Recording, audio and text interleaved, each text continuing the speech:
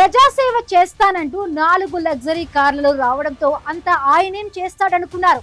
కానీ ఆ లగ్జరీ కార్లు వెళ్లేందుకు రోడ్లు కూడా వేస్తూ ముందుకెళ్లారు. ఆయన ఏదైనా గ్రామానికి వెడుతున్నప్పుడు సమస్యలు స్వాగతం పలికితే ఆయన రిటర్న్ లో వచ్చేటప్పుడు మాత్రం పరిష్కారం చూపించే వస్తారు. మాట ఇస్తే అది నెరవేరుతుందా అనే ఆలోచన వచ్చేలోపే చేసి చూపిస్తారు. ప్రతిపక్షాలు బురద జల్లాలని చూసినా, స్వపక్షంలోని వారు కిందికి లాగాలని చూసినా ఆయన మౌనమే సమాధానంగా చూపిస్తారు. ఆయన నడుస్తున్న ముళ్లదారి పూలబాటగా మార్చాలని చూస్తున్న ఆ లీడర్ ఎవరు? ఈ స్టోరీలో చూద్దాం. నలుగురి నోట్లో ఒక వ్యక్తి పేరు నిరంతరం నానుతుందంటే అతను అత్యంత గొప్ప పనైనా చేసి ఉండాలి, లేదా తీవ్రమైన వివాదాల్లోనైనా ఉండాలి.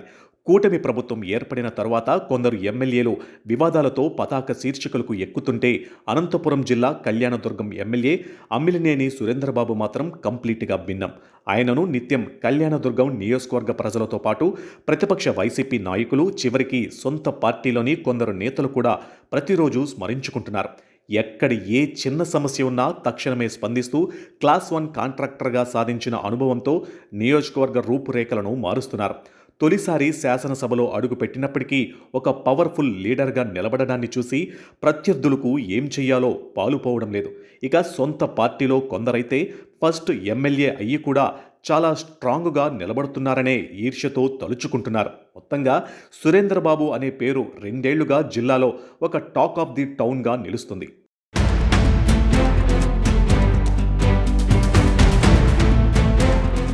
సురేంద్రబాబు సాధించిన అభివృద్ధి పనుల్లో ప్రధానంగా చెప్పుకోవాల్సింది భైరవాని తిప్ప ప్రాజెక్టు. కళ్యాణదుర్గం ప్రాంతానికి జీవనాడి అయిన భైరవాని తిప్పను 968 కోట్ల అంచనా వ్యయంతో పెండింగ్ పనులను పట్టాలెక్కించారు. ప్రభుత్వం నుంచి నిధులు విడుదలలో ఆలస్యం అయినప్పటికీ ఇచ్చిన మాట ప్రకారం తన సొంత ఎస్ఆర్సీ కన్స్ట్రక్షన్స్ ద్వారా పనులను శరవేగంగా పరిగెత్తిస్తున్నారు. ఈ ప్రాజెక్టు పూర్తయితే 12,000 ఎకరాల ఆయుకట్టుకు సాగునీరు అందడమే కాకుండా 114 చెరువులు నిండి భూగర్భ జలాలు పెరుగుతాయి. అలాగే పేద విద్యార్థులకు చదువుకు దూరం కాకూడదనే ఉద్దేశంతో అమిలినేని విద్యాచక్రం పేరిట ఎస్ఆర్సీ ట్రస్ట్ ద్వారా 9, 10 ఇంటర్మీడియట్ విద్యార్థులకు 5.50 కోట్ల సొంత ఖర్చుతో 7,350 ఉచిత సైకిళ్లను పంపిణీ చేస్తూ ఆదర్శంగా నిలిచారు. కళ్యాణదుర్గం ఎప్పటి నుంచో మున్సిపాలిటీగా ఉన్నప్పటికీ పల్లెటూరుని తలపించే రీతిలో ఇక్కడ సౌకర్యాలు ఉంటాయి. అందుకే మొత్తం మున్సిపాలిటీని సమూలంగా మార్చివేస్తున్నారు. ఒక ఆధునిక మోడల్ పట్టణంగా తీర్చిదిద్దేందుకు డ్రైనేజీ వ్యవస్థలను, నూతన మున్సిపల్ కాంప్లెక్స్ల నిర్మాణాన్ని అమల్లోకి తెచ్చారు. కళ్యాణదుర్గం నుంచి ముద్దినాయనపల్లి మీదుగా హనిమిరెడ్డిపల్లి వరకు 8.24 కోట్ల వ్యయంతో 25 కిలోమీటర్ల మేర బీటీ రహదారి పనులకు శ్రీకారం చుట్టారు. దీనివల్ల 20కి పైగా గ్రామాలకు శాశ్వత రవాణా సౌకర్యం లభించింది. నియోజకవర్గ పరిధిలోని పలు గ్రామాలలో, కళ్యాణదుర్గం టౌన్ పరిధిలోని వివిధ వార్డులలో అంతర్గత సీసీ రోడ్ల నిర్మాణం గతంలో ఎప్పుడూ లేని విధంగా చేస్తున్నారు. ఇవే కాకుండా ఎన్నో ఏళ్లుగా తాగునీరు లేక అల్లాడుతున్న చాలా గ్రామాలకు శాశ్వత పరిష్కారం చూపిస్తున్నారు. ఇందులో ప్రభుత్వం నుంచి వచ్చే నిధులు కొంతైతే సొంత నిధులు మరికొంత ఉన్నాయి. ఇవే కాకుండా ఎక్కడ ఎవరికి కష్టం ఉందన్నా సురేంద్రబాబు సాయం చాలా ఎక్కువగా ఉంటుంది. ఆరోగ్యం, దేవాలయాలు, పెళ్లిళ్ళు, చావులు, ఇలా ఏ కష్టం వచ్చినా ఎమ్మెల్యే సాయం ఖచ్చితంగా ఉంటుంది.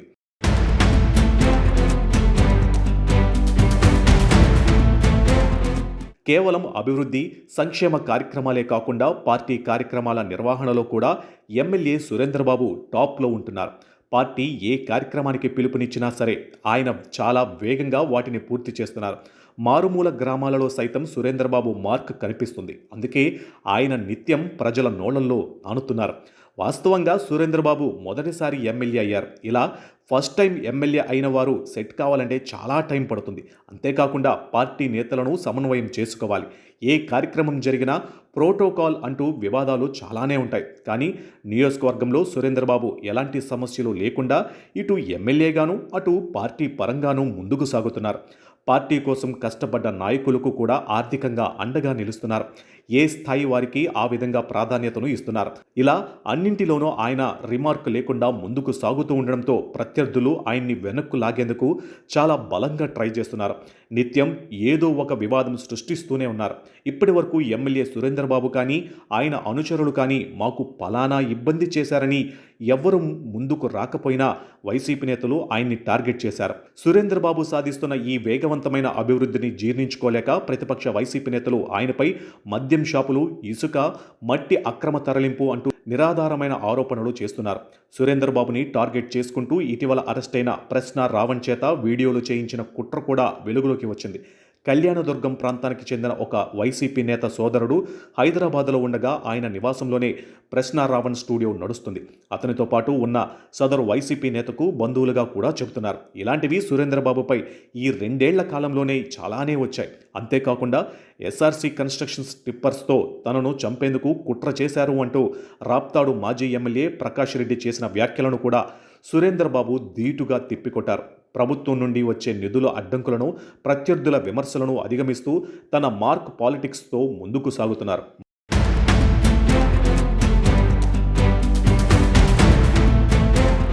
మరోవైపు జిల్లాల్లో ఎవ్వరూ చేయని విధంగా అభివృద్ధి, సంక్షేమంతో పాటు ప్రజల్లో బలంగా నిలిచిపోయే విధంగా సురేంద్రబాబు ముందుకు వెళ్లడాన్ని చూసి కొందరు సొంత పార్టీ నాయకులు డైజెస్ట్ చేసుకోలేకపోతున్నారట.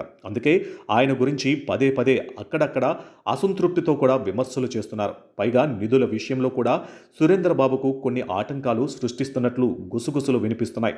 మొదటిసారి ఎమ్మెల్యే అయినా సరే ఫాస్ట్ గ్రోత్ చూపిస్తూ నా రూటు సపరేటు, అడ్డు వచ్చినా నేను ఆగను అంటూ అమిలినేని సురేంద్రబాబు కళ్యాణదుర్గంలో దూసుకుపోతున్నారు. మరి ప్రత్యర్థుల కుట్రలను, సొంత పార్టీ అసంతృప్తులను దాటుకుని ఆయన కళ్యాణదుర్గాన్ని ఎలా ముందుకు తీసుకువెళ్తారో చూడాలి.